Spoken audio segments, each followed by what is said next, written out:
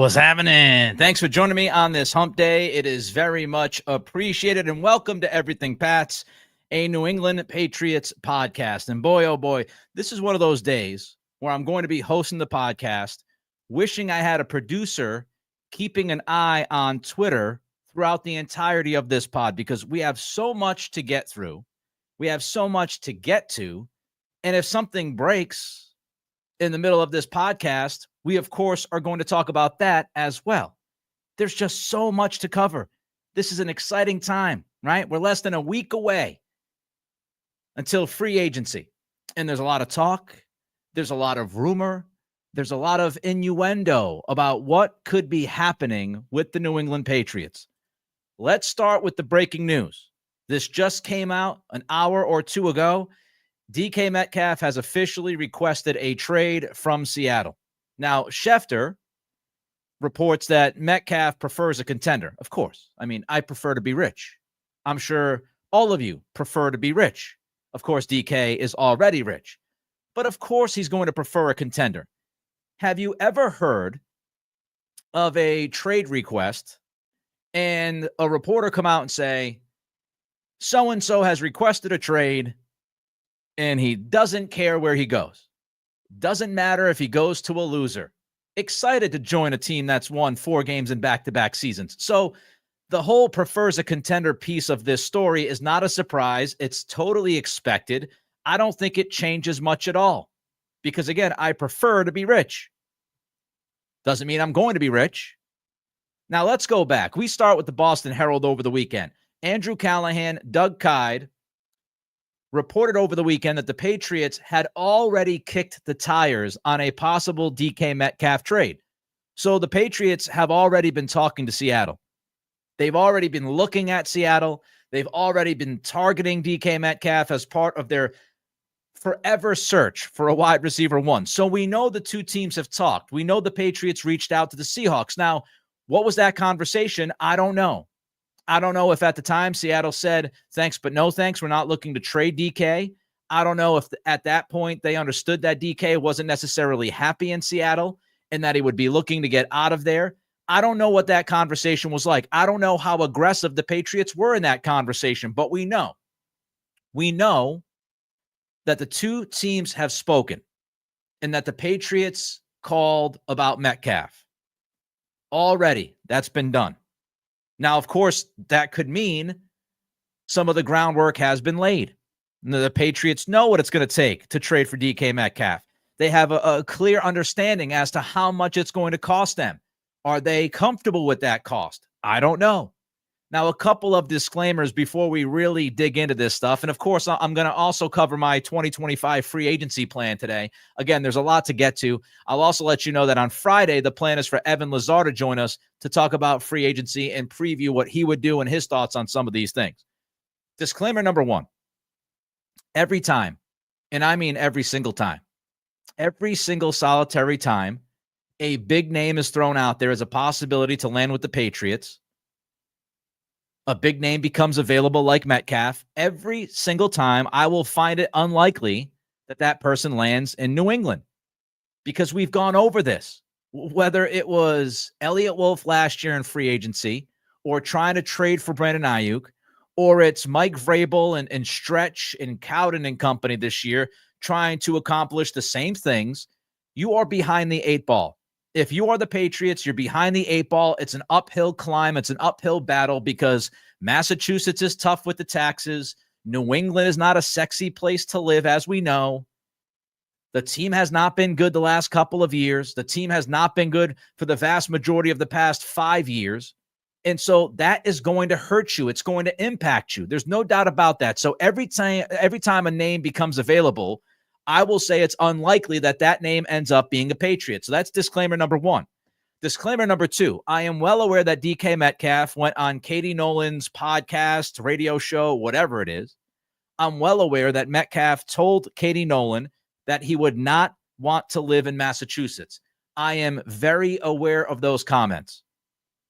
Not news to me because, again, I don't know how many players in the NFL, especially star players, superstar players, would say, oh, yeah, I would love to live in New England. Can't wait to go to Foxborough, Massachusetts. It's not at the top of the list. But what I ask is, would DK Metcalf change his mind if the Patriots were willing to pay him, $38 million a year? What would happen if the Patriots called DK Metcalf's representation and said, we are set to make DK Metcalf, your guy, one of the highest paid receivers in all of football. We will give DK Metcalf $38 million a year, and we will guarantee, 85, 90, 95 million of that contract. Would DK Metcalf suddenly love himself some Massachusetts? I don't know.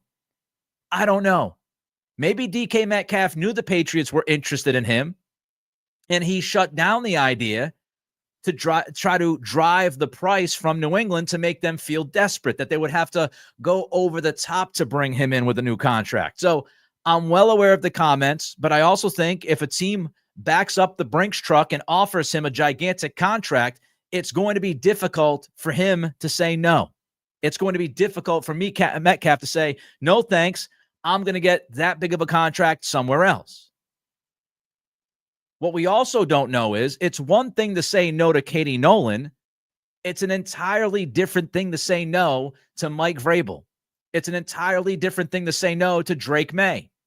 What if Drake May gets on the phone and talks to DK and has a great conversation with him, and Metcalf says, you know what? That's the kind of guy that I want as my quarterback. He gets it. I actually would love to play with that quarterback. What if Mike Vrabel gets on the phone and sells Metcalf on the program, sells on what they're building?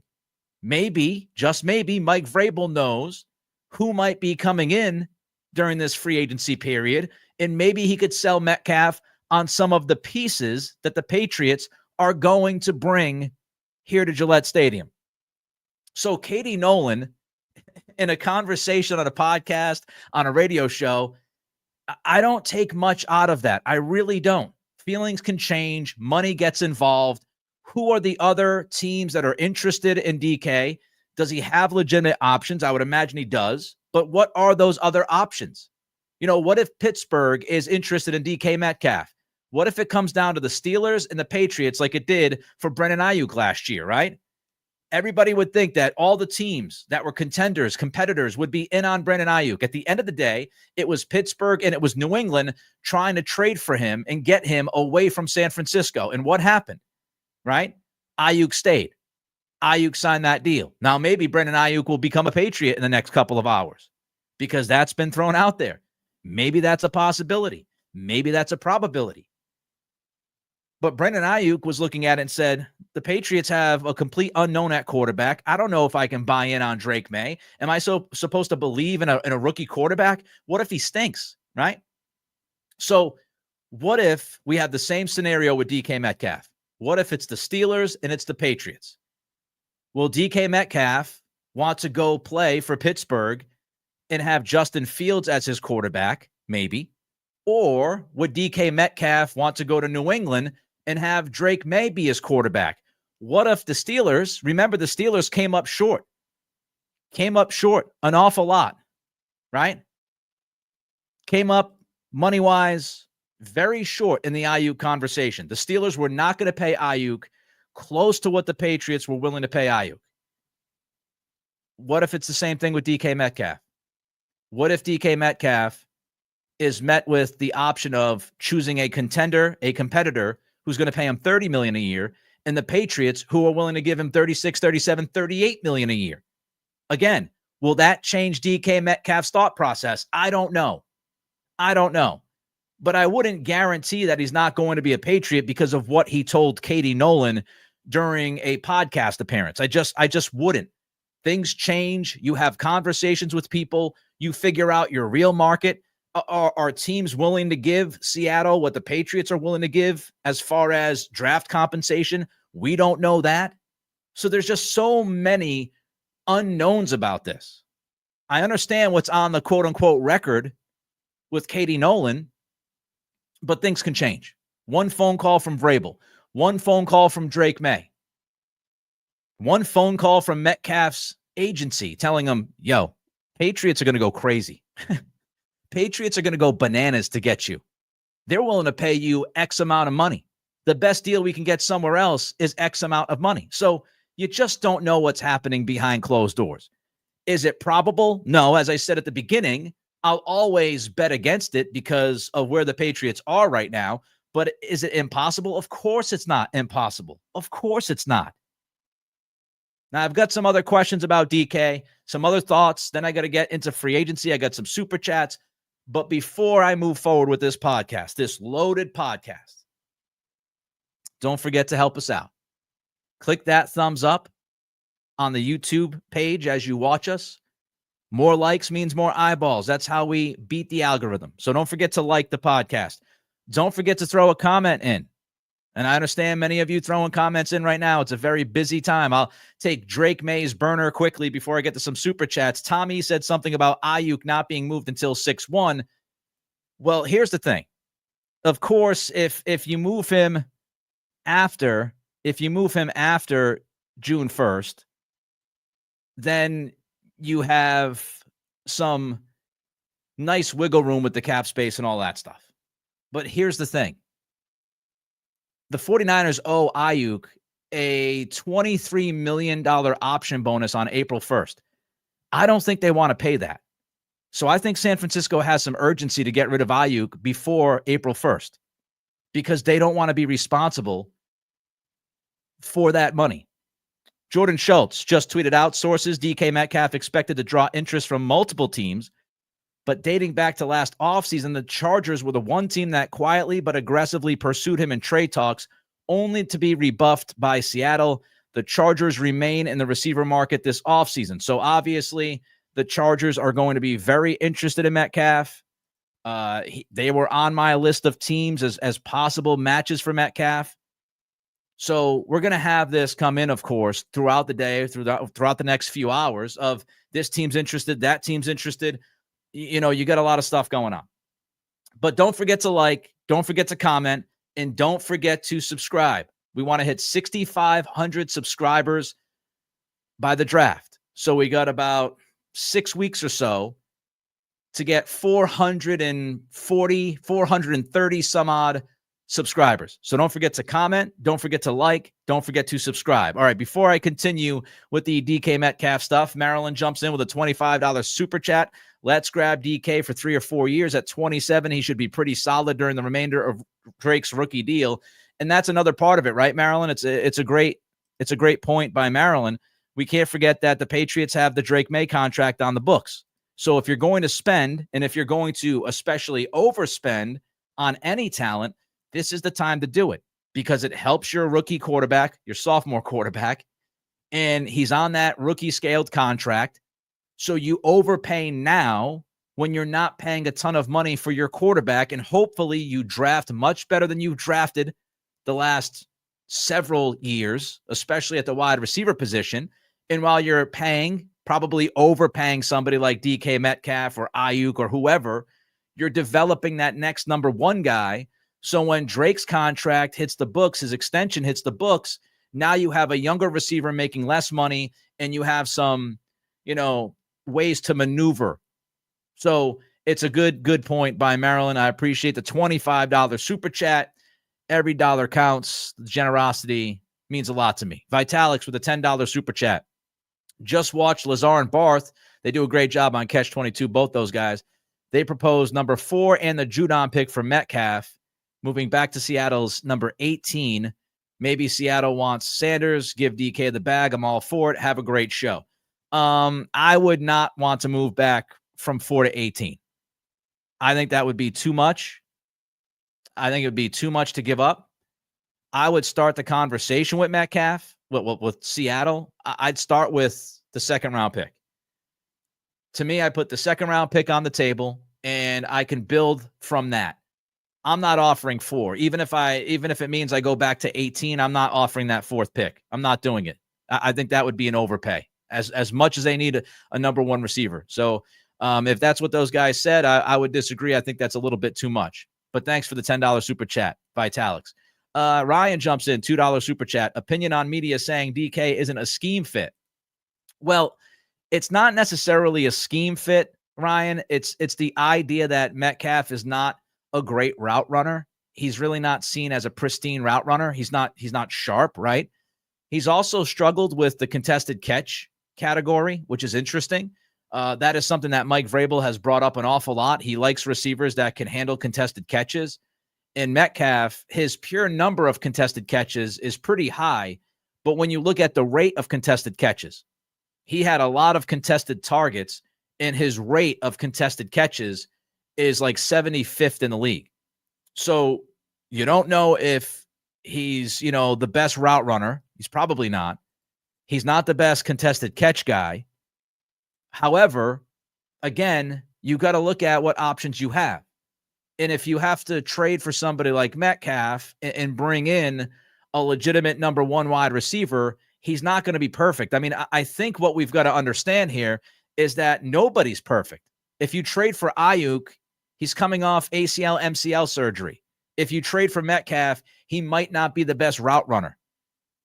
If you trade for T. Higgins, people will question whether or not he's a true number one receiver, and they'll look at the soft tissue injuries and the hamstring injuries that T. Higgins has had. I mean, if we were waiting for the perfect receiver to be the number one receiver on this football team, we'll be waiting forever. Eventually, you have to pull the trigger and live with the fact that the guy's not flawless. So is he a great route runner? No. But is he a playmaker? Is he ridiculously explosive? Abso-freaking-lutely. Is he the best receiver in that room when he walks in by a million? Yes. So I get the thought process of the route running, but again, every single one of these guys, they're going to have some kind of wart. Nelson Lloyd, $5 super chat. Would you do the 4th and Joe Milton and Pop for 18th and DK? Well, that's a lot for me to unfold.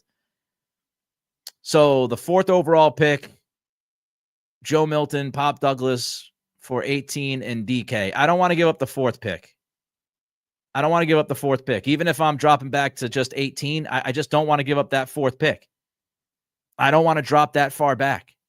I think it would be too much. Again, I'm starting with the 2nd round pick and a pick in 2026 because, look, if you did trade for DK Metcalf, you're going to have to give him the bag. Like, you're going to have to pay him as if he's not the top receiver, maybe the 2nd highest paid receiver in football. Like, so that has to weigh in on the decision as far as how much you're willing to give up. You're willing to go from 4, you're willing to go from a top 5 pick, drop down to 18, and pay DK that kind of contract. I wouldn't do it. I'm looking at the 2nd round pick and a future pick.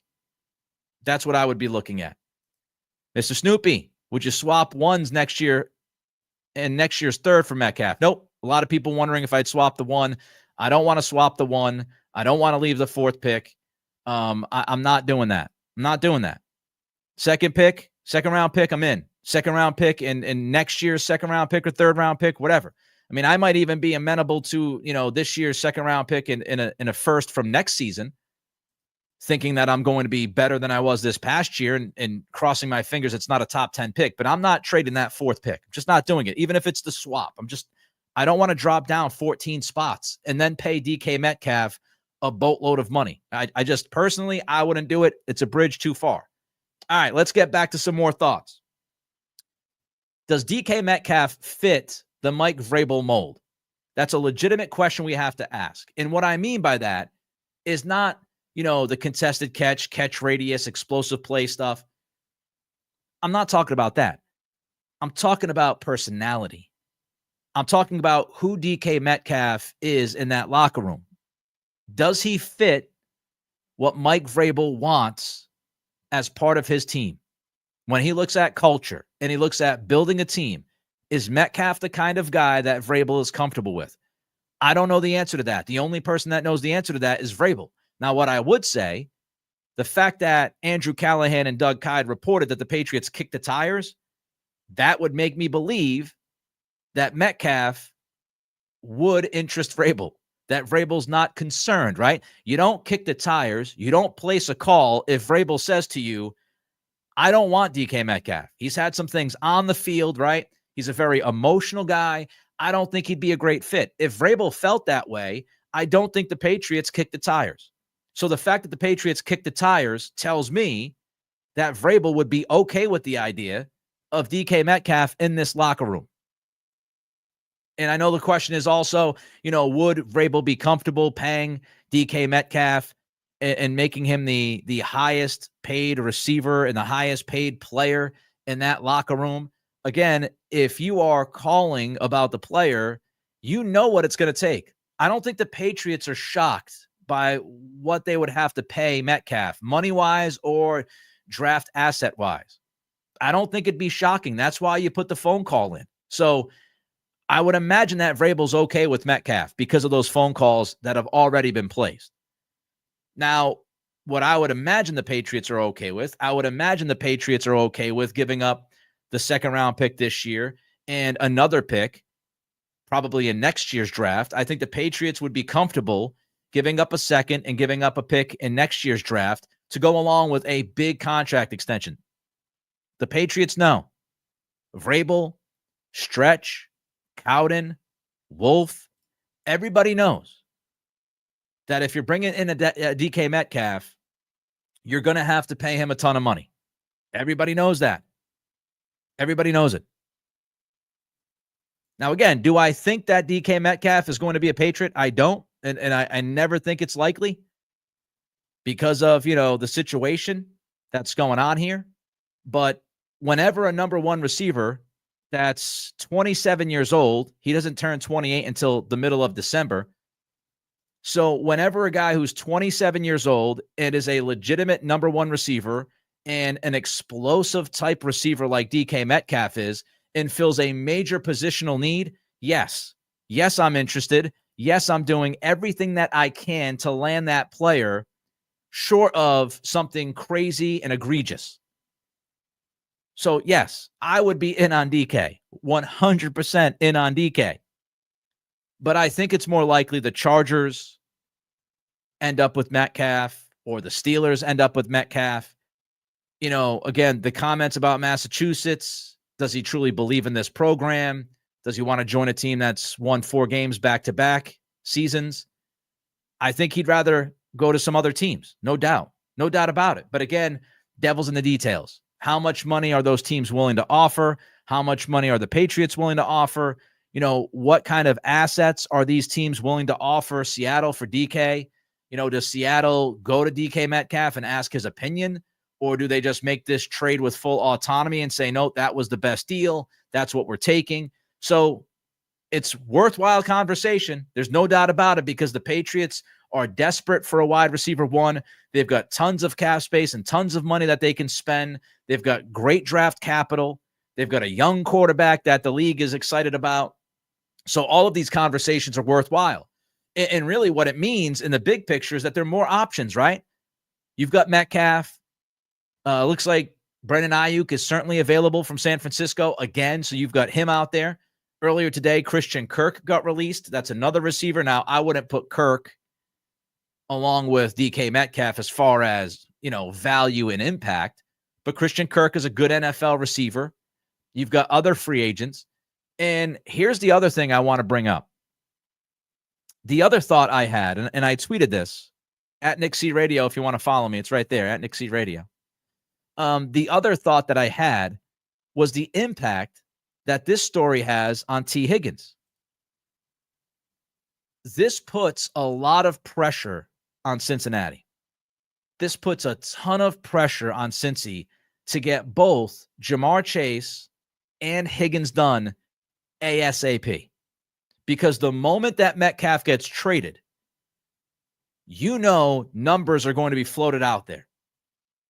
And as soon as Metcalf signs a contract extension and he's getting paid, let's say, $37, $38 million a year, then that's even more substance for Jamar Chase to put Cincy's feet to the fire and say, you're paying me $40 million a year and you're giving me this much guaranteed.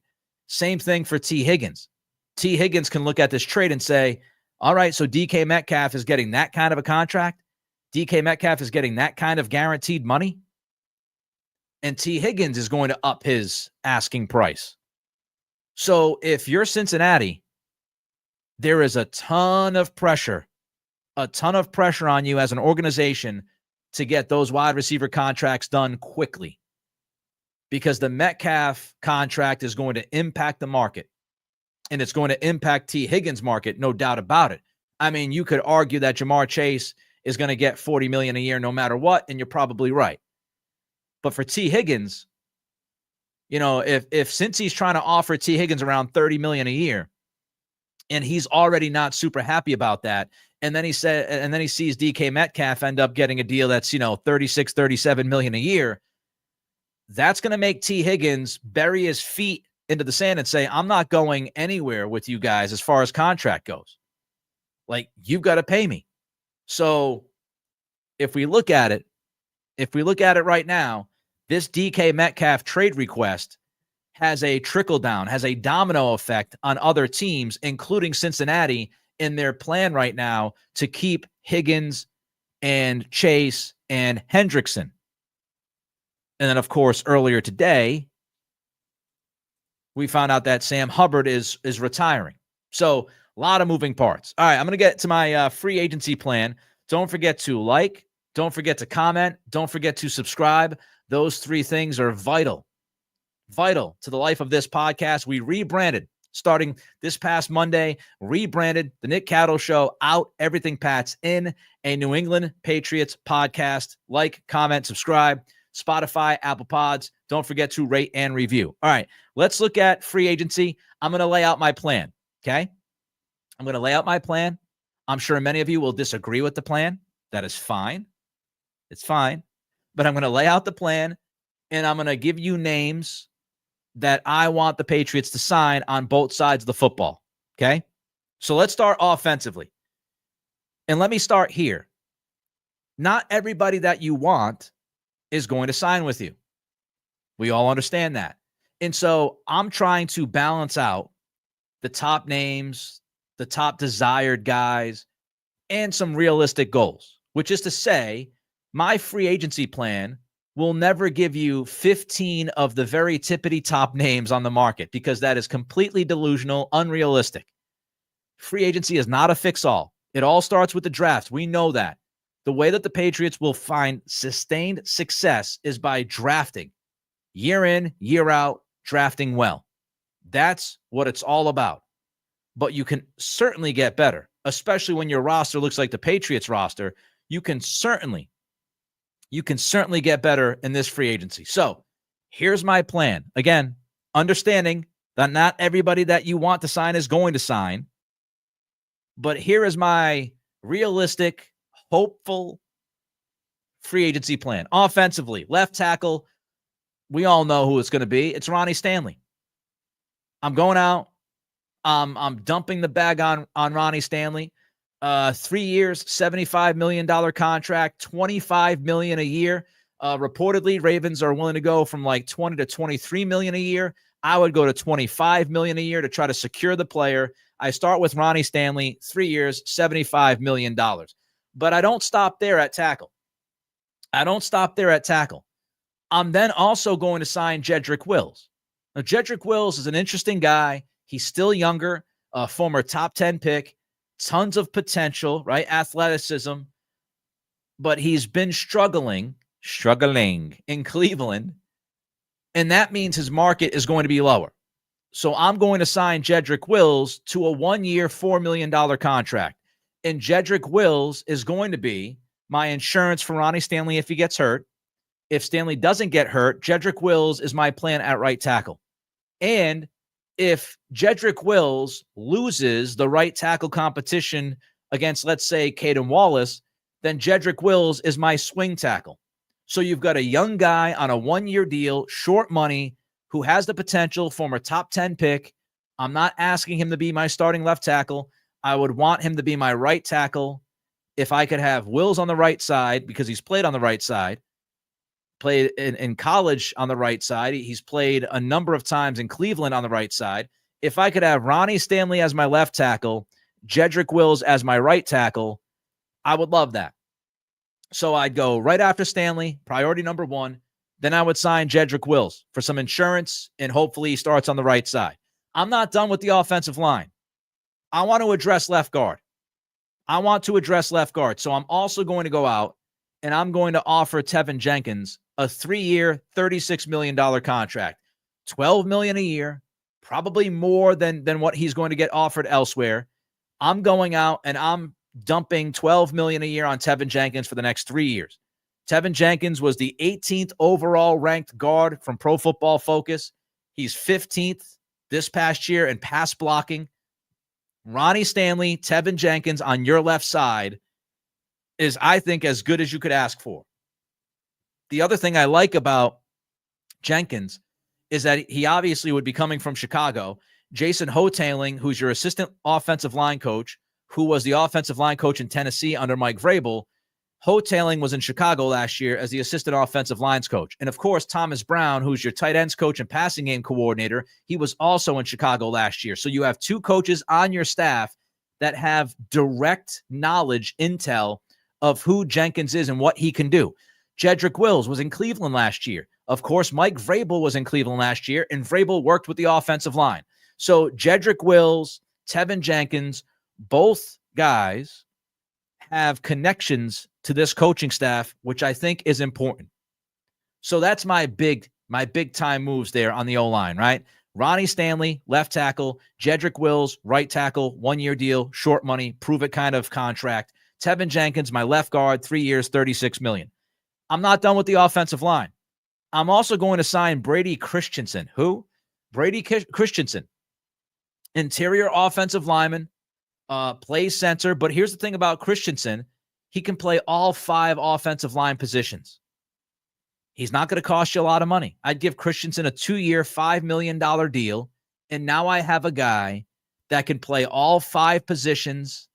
So in case there's some kind of urgency, there's multiple injuries, I'm dealing with a bunch of stuff, I've got to shuffle around like we saw last year, I have Christensen who I can plug in at center, at guard, or even at tackle if I need to. If the need is that dramatic, I have somebody in that spot that's not making a ton of money. So Brady Christensen is my last addition to the offensive line. Wide receiver. Now, I know people are going to be upset about this. But again, I'm being realistic. If I'm the Patriots, I'm trying to trade for my number 1 receiver, right? Like Metcalf, maybe Ayuk. Here's my receiver. Josh Palmer. We've heard a lot about Darius Slayton. We've heard a lot about Chris Godwin. I think Godwin is going to stay in Tampa. Slayton, I understand why people like Slayton. There's the connection with Ryan Cowden from New York. I get it. But I think Joshua Palmer is getting overlooked. I think he's sneaky good. And I'm giving him a 3-year, $18 million deal. I pay him $6 million a year, give him a 3-year contract. He's 26 years old in September. And there's a couple of things that I really like about Palmer. Number one, he has versatility. He can play inside. He can play outside. He has played both the X receiver and the Z receiver for the Chargers. So Palmer's that kind of guy that can move around. I think Josh McDaniels would be able to do great things with him. He can play inside. He can play outside. The other thing about Joshua Palmer is he creates separation. He'd be one of the wide receivers in this free agency class that actually creates separation, which is something your wide receiver room has struggled with. So I'm signing Joshua Palmer. I'm bringing him into the wide receiver room. I'm working on a wide receiver 1 trade again for maybe DK Metcalf, maybe Brendan Ayuk. Maybe I'm looking at T. Higgins if he and Cincy don't come to an agreement. The wide receiver 1 question is going to be something that I'm going to try to address via trade, or maybe I get lucky in the draft. I'm just trying to build my wide receiver core, and Joshua Palmer to me would be arguably your best receiver in the room if you signed him. So Joshua Palmer is the wide receiver I'm signing. Tight end. You need a tight end. I'm re-signing Austin Hooper. 1 year, $4 million. Not a huge deal. Austin Hooper had a good year last year with Drake May. He has connection with May, right? He built that chemistry. You're not going to have to pay him a ton of money. You're not going to pay him for a number of years. Austin Hooper also played on a Mike Vrabel team down in Tennessee. So Vrabel has a history with Austin Hooper. Hooper understands what to expect from Mike Vrabel. So I'm keeping Austin Hooper here for one more year. Running back. I want some running back insurance, but I don't want to pay a ton of money for it. I'm going to go out and sign Kenneth Gainwell. I think he's sneaky pretty good. He has not gotten a ton of opportunity in Philadelphia. I think it's because obviously this past year they had Saquon Barkley. They run Jalen Hurts an awful lot. I would bring in Kenneth Gainwell because I think Gainwell is somebody who can compete with Antonio Gibson. It'll cost you like $3 million. It's a short contract, 1-year deal, $3 million. Gainwell brings some explosiveness out of the backfield. He can receive a little bit. So I'm bringing in Kenneth Gainwell for some insurance. I'm also bringing in a quarterback for insurance, and I want a quarterback who can compete with Joe Milton, but not compete with Drake May. I'm bringing in old friend Jarrett Stidham. 1 year, $3 million deal. He's my QB3. Get that competition. Stidham obviously played under Josh McDaniels, knows the offense, can run an offense. Again, this is for QB3, emergency, compete with Joe Milton. I'm bringing in Stidham. Stidham has some athleticism, like Drake May has some athleticism. I think that, he would make a lot of sense. You need a kicker, go out and get a kicker. All right. So here's my offense heading into the draft. And I'll get to defense in a minute. But here's my offense heading into the draft if all those signings happen. At quarterback, Drake May, Joe Milton, Jarrett Stidham. At running back, Ramondre Stevenson, Antonio Gibson, Kenneth Gainwell. Wide receiver, you've got Kendrick Bourne, Joshua Palmer, Pop Douglas, Kayshon Boutte, Jalen Polk, Javon Baker, and of course, again, I'm trying hard to acquire a wide receiver one. Tight end, Hunter Henry, Austin Hooper, Jaheim Bell, Jake Westover. Here's your offensive tackle depth. Ronnie Stanley, Jedrick Wills, Caden Wallace, Verdarian Lowe, DeMontre Jacobs. You also have Jones and Christensen. Your offensive guards, Micah Wenu, Tevin Jenkins, Cole Strange, Sidney So, Layden Robinson. And again, you would have Brady Christensen.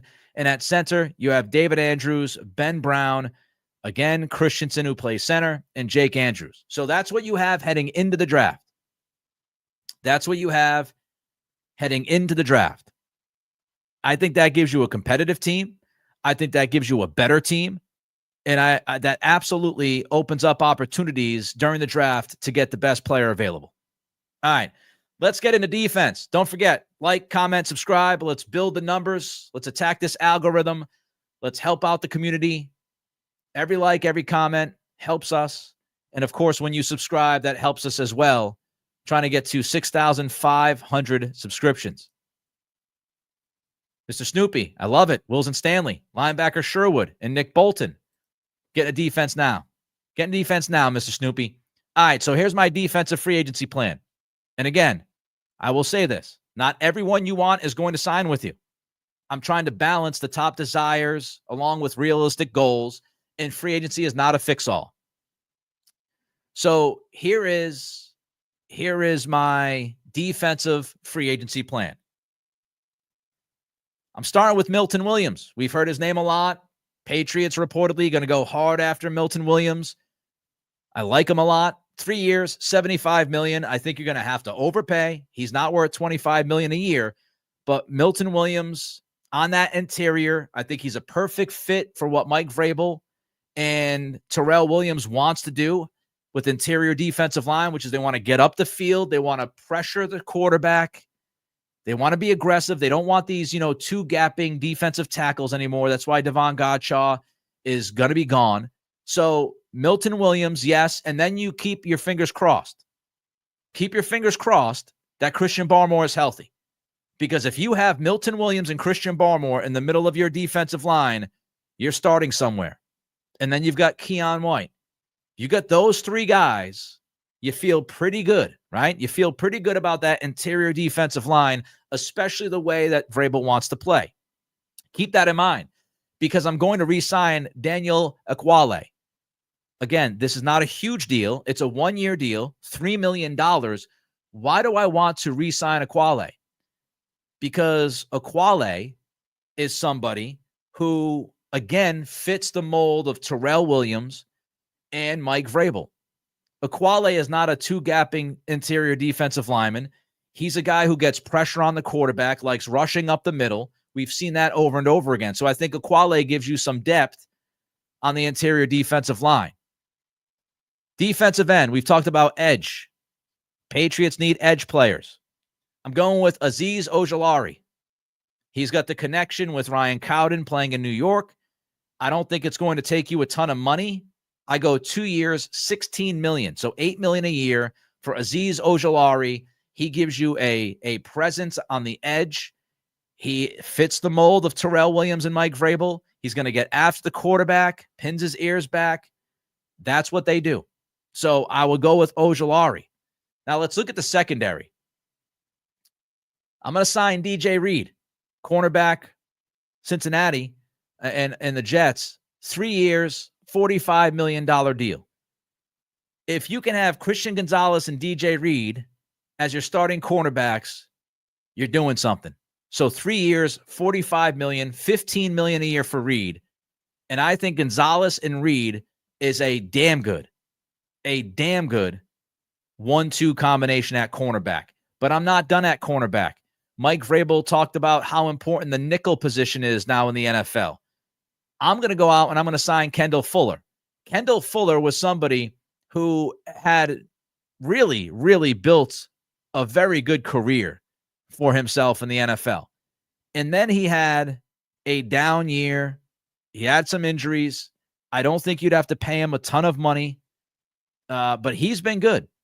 And so I think you can get him on a 1-year short deal, 1 year, $7 million. Kendall Fuller is your nickel. So you've got Gonzalez, you've got DJ Reed, and you've got Kendall Fuller. You've got Fuller there as your nickel, and you've got the two outside guys in Reed and Gonzalez. I would re-sign Jonathan Jones. We've heard the Patriots are interested in bringing Jones back. I think Jones is interested in coming back. Again, it's a 1-year deal, short money, 1 year, $4 million. What would I do with Jonathan Jones? Jonathan Jones would be my plan at free safety. He could play some cornerback, but I would go into 2025 with Jones as a possible free safety. So now you've got Gonzalez, Reed on the outside, Kendall Fuller as your nickel, and then you put Jonathan Jones on the back end to be that rangy free safety. And I think he could pull that off. And I'm going to make one more addition to my defense. Jamien Sherwood, 3 years, $33 million. Why Sherwood? Well, you take away from a division rival, the New York Jets. But again, this is a theme, folks. What does Terrell Williams and Mike Vrabel like defensively? They like athletic linebackers. And Sherwood's, 215, 220, not a big dude, but he brings it. He brings it downhill, impact tackles, and he's really good in coverage as a linebacker, sticks with receivers at times. Jamien Sherwood is a prototypical inside linebacker for Mike Vrabel and Terrell Williams. Give me Sherwood. That would be my last defensive addition. So what does this defense look like heading into the draft if they make the moves I just mentioned? At edge, at defensive end, you've got Ojulari, Keon White, Anthony Jennings. Not enough. I think you've got to add another defensive end or 2 defensive ends via the draft. Remember, the draft is very deep at defensive end, very deep at that edge position. So I would go into the draft thinking I'm taking at least one of those guys, if not 2 of them, because you're going to need some depth there. But Ojulari, White, and Jennings. Your interior defensive line. You've got Milton Williams, Christian Barmore, if he's healthy, Daniel Aquale, Jaquelin Roy, Jeremiah Farms. I'm guessing by the time you get to the draft, Godshaw will be either traded or released. So that's your interior defensive line. Linebacker, you've got Sherwood, you've got Bentley, you've got Tavai, you've got Ellis. I would not be surprised if Tavai is dealt at some point. The other name that we look at is Marte Mapu. Marte Mapu might be a great fit for Terrell Williams and Mike Vrabel. Might be a fantastic fit. So Mapu could play linebacker in 2025. At cornerback, Christian Gonzalez, DJ Reed, Kendall Fuller, Marcus Jones. Then you've got Bolden, Dial, and Austin. Austin, I'm paying attention to. I really like Austin. We'll see if the Patriots can come up with a multi-year deal with him. They obviously tendered the restricted free agent rights. So that's your cornerback room. And your safeties, you got Peppers, Duggar, Jonathan Jones, and Del Pettis. I would not be surprised if Peppers gets dealt. He could. And also Marte Mapu is an option. Again, Mapu, will they look at him and say, we're going to try him at safety? Will Mike Vrabel and Terrell Williams be more open-minded and want to put him at linebacker because he more fits that size? So that's your defense. That's your defense. And you put that roster together, and again, you'll have the draft to build off what you did in free agency. But I think this is a competent football team. I wouldn't say it's a contender, but it's a competent football team. And if you draft well, then you will have a position to play some good football this year. But that is my offensive and defensive free agency plan. Throw your comments in. Tell me why you hate it. Tell me why you like it. Tell me if you love it. I'm sure not everybody's going to love everything that I did. That's a given. It's 2025. So I understand that. But I think you've got a good mix of vets. You've got a good mix of young players. You can do a lot of different things with this team. I think this team fits what Williams and Vrabel want to do on the defensive end. I think adding somebody like Joshua Palmer really fits what Josh McDaniels wants to do on offense. Your offensive line is going to be so much better if you're able to land the guys that I mentioned in my plan. Your offensive line is going to be so much better. Your defensive line is going to be so much better. So we talk about trenches. We absolutely spent money in the trenches. We spent some money at cornerback because I think there's some talent there that can help you. We didn't go crazy at wide receiver in free agency because, again, the plan would be to trade for that wide receiver one. That's what I got. Like, comment, subscribe. Let me know. Let me know what you think about this plan. And I want to see some of your plans. I want to see some of the guys that you want to bring in. Maybe I didn't mention a name or two. Maybe I didn't mention a lot of the names that you're interested in. Throw a comment in. I check the comments. I take a look at them. I reply to some of them, not always. I am going to the Celtics game tomorrow night, so we'll see how that fits with the schedule. But that's what I got for you. DK Metcalf talk, free agency talk. Hopefully you enjoyed it. If something big breaks, we'll be all over it. I mean, if I end this podcast and in 15 minutes the Patriots make a trade, you know I'm coming right back and talking about that trade. But the plan right now is Friday, 3 p.m. Eastern, live right here on YouTube. Everything Pats, a New England Patriots podcast. Help us out. Like, comment, subscribe, rate, and review at Spotify and Apple Pods. Have a fantastic, fantastic rest of your hump day.